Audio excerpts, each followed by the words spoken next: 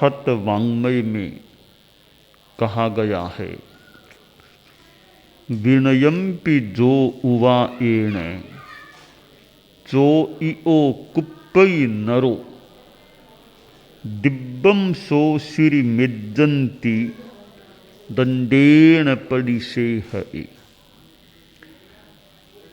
आदमी के भीतर अहंकार की वृत्ति भी होती है।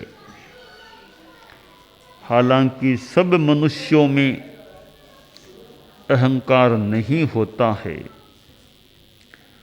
जो वीतराग बन चुके हैं उनमें अहंकार नहीं होता है।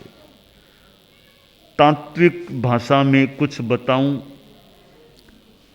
हमारे यहाँ 14 गुणस्थान बताए गए हैं जो आत्मविशुद्धि की भूमिकाएं हैं।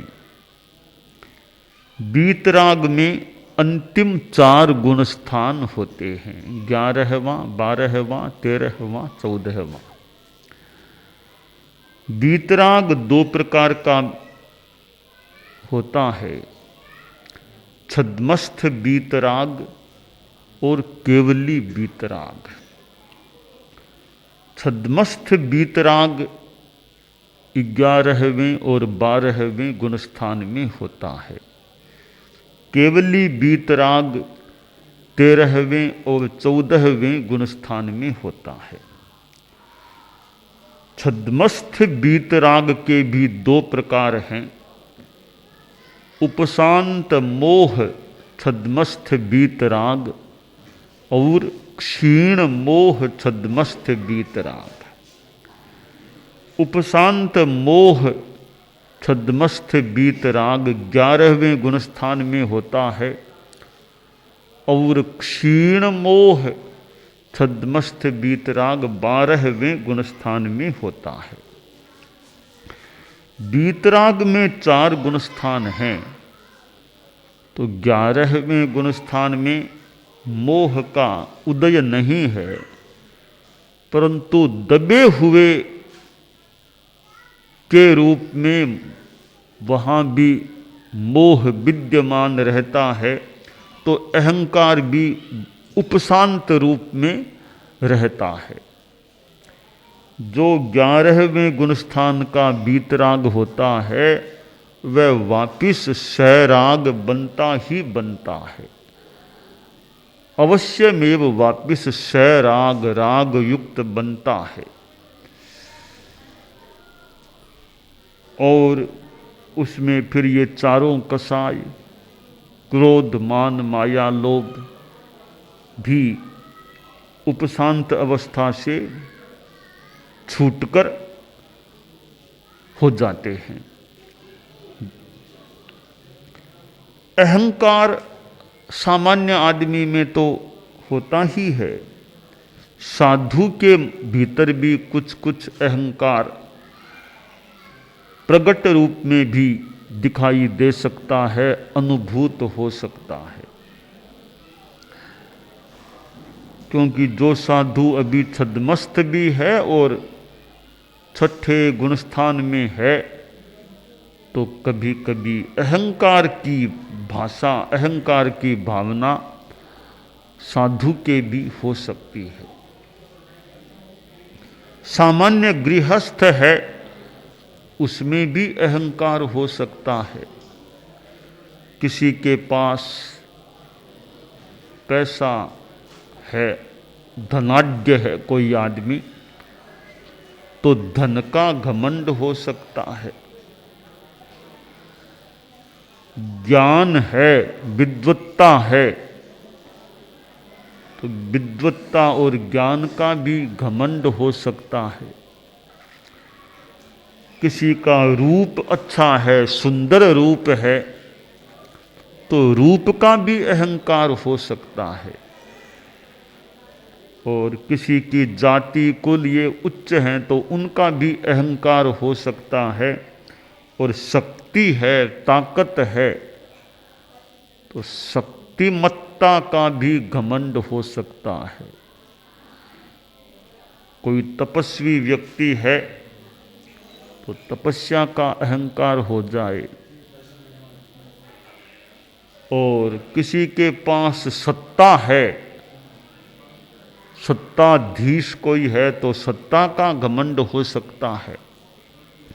सत्ता मिलती है तो मानो वह सेवा के लिए मिलती है, परंतु आदमी सत्ता का भी घमंड कर सकता है कि मैं प्रभुत्व संपन्न हूँ, मेरे अधीन इतने लोग हैं, तो सत्ता का घमंड। यूं अनेक रूपों में घमंड हो सकता है। ज्ञान का घमंड वही व्यक्ति करता है जो पूरा ज्ञानी नहीं है। पूरे ज्ञान से कम ज्ञानी ही घमंड कर सकता है। पूर्ण ज्ञान हो जाए, केवल ज्ञान हो जाए, फिर तो घमंड रहता ही नहीं है। तो पूरा ज्ञान से भर जाए, केवल ज्ञानी बन जाए, फिर घमंड हो ही नहीं सकता। अहंकार की वृत्ति को पराजित करने के लिए मार्दव की अनुप्रेक्षा, मार्दव का अभ्यास करना चाहिए, मृदुता, विनम्रता का अभ्यास करना चाहिए। शास्त्र में कहा गया है, मानम मद्दव या जिणे, मान को, घमंड को मृदुता से जीते। आदमी पैसे का घमंड करता है, पद का, कि मैं इस पद पर हूं, उसका भी घमंड करता है। प्रतिष्ठा, मेरी इतनी प्रतिष्ठा चाहती है, उसका घमंड कर सकता है। परंतु पैसा, पद और प्रतिष्ठा ये कोई हमेशा रहेगी, इसका क्या भरोसा है। पैसा अभी है, आगे न भी रहे, पद पर आज है, आगे न भी रहे, प्रतिष्ठा आज है, आगे बदनामी हो सकती है। तो पद, पैसा और प्रतिष्ठा ये अहंकार के कारण न बने। इनका अपना उपयोग हो सकता है, आदमी कर सकता है, पर ये घमंड के कारण न बने, यह हमारे लिए ध्यातव्य है। आदमी करने को घमंड कर ले, परंतु आज कोई पद पर है, कोई मान लो मंत्री है, सरकार उनके पार्टी की है, पर 5 साल बाद तो सरकार से उतरना पड़ सकता है, अगली बार जीते न जीते। तो पद अस्थायी तत्व है। एक मंत्री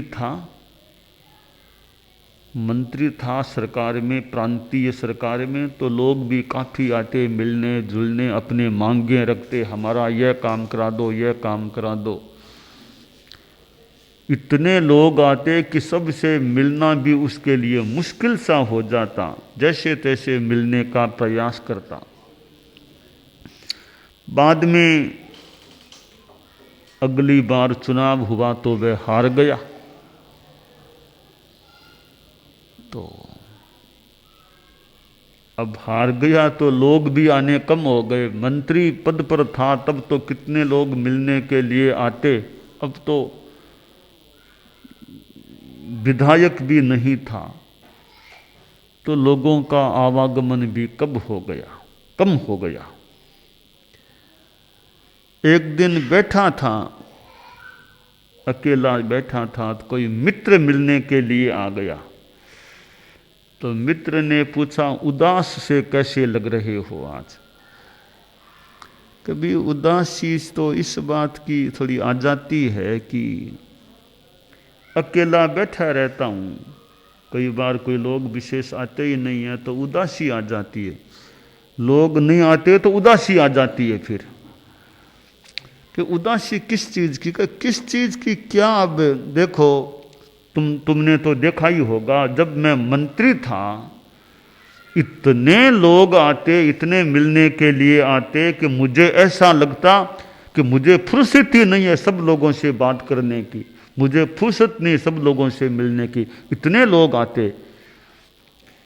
पर आज यह लगता है अब लोगों को फुर्सत नहीं है मेरे से मिलने की, लोग नहीं आते हैं।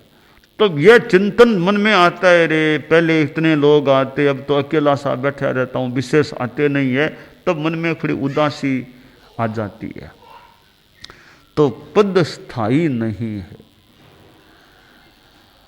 और ऐसा ही एक और मंत्री था, वो भी बाद में वो अगले टर्म में मंत्री रहा नहीं।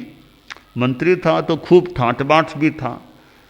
तो एक दिन सवेरे सवेरे रोड के आसपास यूं खड़ा था, तो कोई मित्र आ गया, पूछा कैसे आज रोड के पास कैसे खड़े हो, क्या बात है। तो भाई क्या बताऊं, पहले तो देखो ठाट बाट था जब मंत्री था, मंत्री तो हूँ नहीं, हारा हुआ हूँ।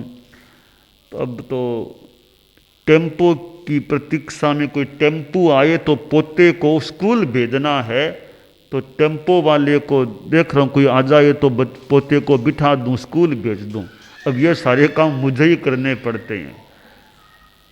तो समय समय की बातें हैं, इसलिए हमको घमंड में नहीं जाना चाहिए। भी पद है, पता नहीं कब तक रहेगा।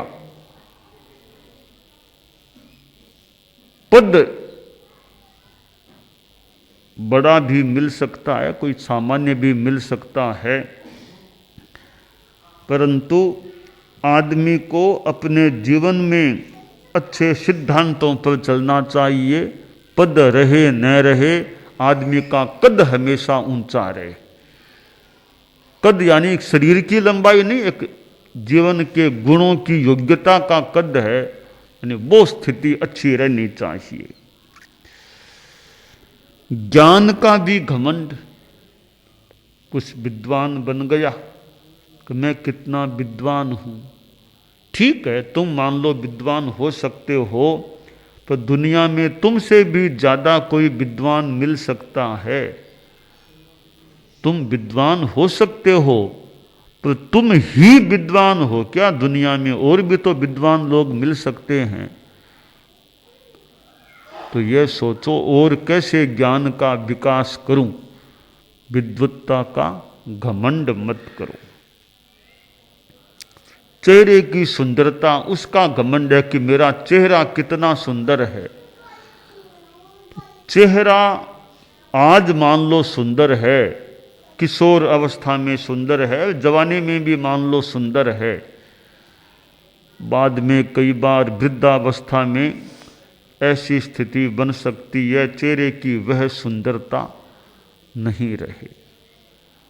तो इस जीवन काल में भी सुंदरता में कमी आ सकती है। ऐसी विकृति चेहरे पर हो जाए कि सौंदर्य कम हो जाए। चेहरे की सुंदरता का ज्यादा महत्व नहीं होता है। मेरे चिंतन से चेहरा कितना सुंदर है, कपड़े कितने सुंदर हैं, इनका थोड़ा तो मूल्य, कुछ तो मूल्य महत्व हो सकता है, पर कपड़े का और चेहरे का ज्यादा मूल्य नहीं है। ज्यादा मूल्य है आदमी की गुणवत्ता का, आदमी की योग्यता का, आदमी की विद्वत्ता का, आदमी के सदाचार का, आदमी की साधना का, आदमी के चरित्र का ज्यादा महत्व है। चेहरा और कपड़े, इनका सीमित बहुत थोड़ा मूल्य है। ठीक है, कपड़े गंदे न रहे, यहाँ तक तो मान लिया कपड़े गंदे न रहे, तो कपड़े बहुत बढ़िया बढ़िया पहन करके हम कोई आदमी दिखाने का प्रयास करे, तो कपड़े ज़्यादा बढ़िया भले न भी पहनो, गुणों को जीवन में रखो, योग्यता अच्छी रहे जीवन में, उसका महत्व है। हमारा व्यवहार कैसा, हमारा आचार कैसा, हमारे संस्कार कैसे, हमारी प्रतिभा कैसी, हमारा ज्ञान कैसा, इन चीज़ों का अधिक महत्व है। राजा सभा में बैठा था, एक कोई आदमी आया, बहुत अच्छे कपड़े पहने हुए था। किसी ने कहा कोई दूसरे देश का आदमी आया है आपसे मिलने के लिए, दूसरे राज्य का आदमी है। तो राजा ने कहा ठीक है आगे बुलाओ। तो वह आया तो राजा खड़ा हुआ और उसका सम्मान किया। 2-3 दिन वह राजकीय अतिथि के रूप में महल में ही रहा। राजा ने 2-3 बार उसको समय भी दिया बातचीत का। 2-3 दिनों के बाद वह रवाना हो रहा था, राजा से मिलने के लिए आया विदाई के रूप में। राजा ने कोई विशेष महत्व नहीं दिया और वो मिल के चला गया। अरे न तो राजा खड़ा हुआ न पहुंचाने के लिए गया और वो आदमी चला गया। कुछ दिनों के बाद फिर एक आदमी आया। राजा सभा में बैठा था और कभी एक आदमी कोई आया है मिलने के लिए। तो देखा सामान्य से कपड़े पहने हुए थे, तो राजा भी खड़ा भी नहीं हुआ, वो आदमी आ गया और बैठ गया। बाद में राजा ने समय भी दिया, 2-3 दिन वह भी रहा, बातचीत की। जब वह विदाई ले रहा था, जाने वाला था, तब राजा खड़ा हुआ और कुछ दूर उसको पहुंचाने के लिए भी गया। बात संपन्न होगी वह तो फिर राजकुमार ने पूछा कि पिताश्री वो पहले वाला आदमी आया था, तब तो आप आया तब खड़े, फिर गया तब आपने महत्व नहीं दिया। ये आदमी आया तब तो ज़्यादा महत्व नहीं दिया, गया तब आप पहुंचाने के लिए गए, इतना फर्क कैसे आया? तब राजा ने कहा देखो, एक स्थूल भाषा में मान लें कि आते समय तो कपड़ों का सम्मान होता है, जाते समय गुणों का, योग्यता का सम्मान होता है। तो पहले वो आदमी आया तब मैंने सोचा बहुत अच्छे कपड़े पहना, बहुत बड़ा आदमी होगा। बातचीत की तब लगा कि बहुत ज़्यादा कोई खास बात नहीं है, तब मैंने विदाई के समय महत्व नहीं दिया। यह आदमी आया तब सामान्य से कपड़े थे, तो मैंने ज़्यादा ध्यान नहीं दिया। बाद में यहाँ रहा और बातचीत की तब लगा बड़ा विद्वान आदमी है, बड़ा समझदार है, गुण संपन्न है, तब मैंने विदाई के समय इसको महत्व दिया। तो कपड़े और चेहरा इनको ज़्यादा महत्व नहीं देना चाहिए। ज़्यादा महत्व योग्यता को, गुण संपन्नता को, ज्ञान, साधना, इन चीज़ों को ज़्यादा महत्व दिया जाना चाहिए। तो ये घमंड की जो बात है, अभिमान के लिए कहा गया, अभिमानम सुरापानम। अभिमान तो मदिरापान के समान है। मदिरापान से जैसे आदमी उन्मत्त हो सकता है, वैसे घमंड में भी उन्मत्त हो सकता है। बड़ो बड़ाई ना करे, बड़ो ने बोले बोल, रही मन हीरा कब कहे लाख हमारो मोल। तो जो वास्तव में बड़ा, गुणों से बड़ा आदमी है, वो अपना बड़ाई नहीं करता, बड़ी फालतू बातें नहीं करता कि हीरा कब बोलता है कि मेरा इतना लाख रुपया मोल है।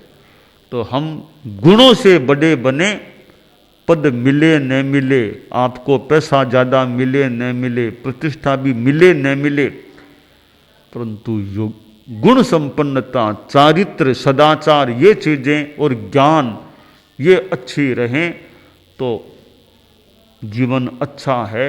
घमंड न करके आदमी को निरहंकार रहने का प्रयास करना चाहिए। आप लोग जो गृहस्थ हैं वे भी पद, पैसा, प्रतिष्ठा, इनके घमंड में न जाकर एक निरहंकारता में रहने का लक्ष्य रखें, यह काम्य है।